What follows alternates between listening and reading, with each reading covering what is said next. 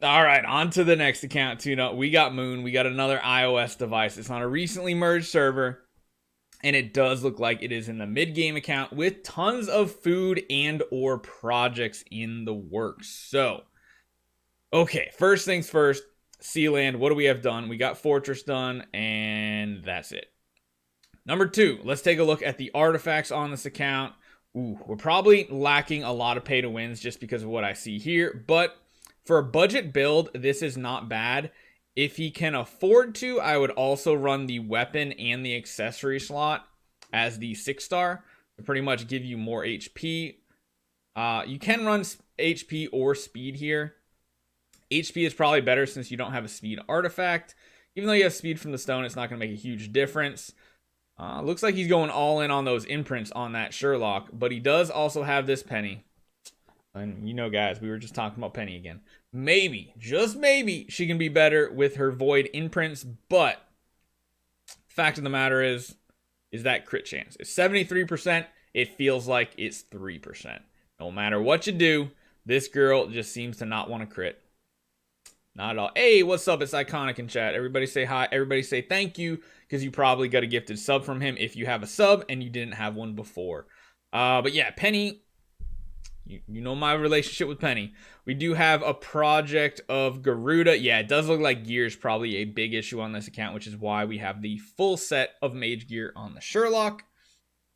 That looks good. We actually have a pretty upgraded antlers. Doesn't surprise me, though, for how long this account has been around, because they've been giving out a ton of free antler canes at events. I would still run Purify on her, though. Like, Purify is the one thing that I hate. I hate not seeing Purify just for your static team, because it's always in PvP. I'm not a fan of this. I'm not a fan of King of Demons. And honestly, if I had my choice, I would probably run her like this with a 1-3 setup, just to give her that 20% attack. Actually, this is a good chance to look. So, with the 20% attack, her attack goes up to 66,386.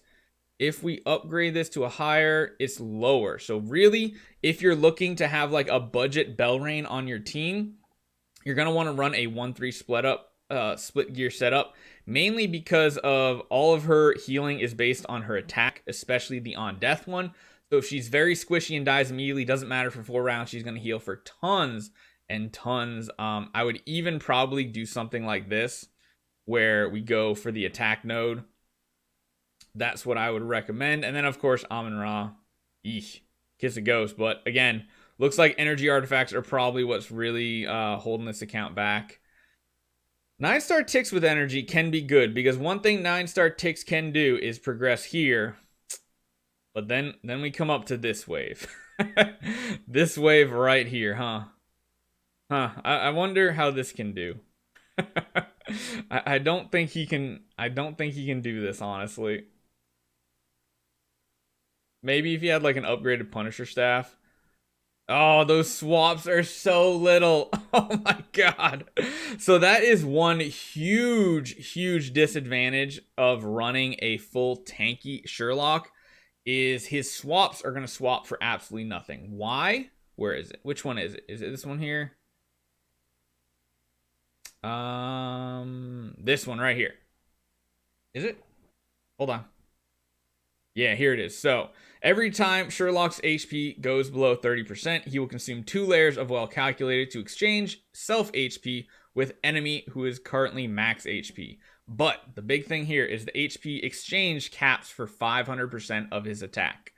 So, I mean, part of that was just me being stupid. Technically, you probably want to run him in the front row and give him the armor break. We also want to give him resilience in this situation too, but putting him in the back row is going to be very detrimental in a Mim wave, because the Mims, when they're targeting a back row target, is going to lower attack, which means he's going to swap for next to nothing. One thing I would also change is do something like this. I wonder if I'd even give him attack.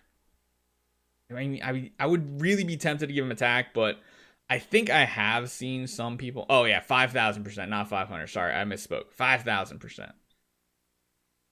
But you're basically just going here to survive and get swaps off. Literally, that's the only hope of winning this right here with a solo Sherlock. It can be done, though. It definitely can be done.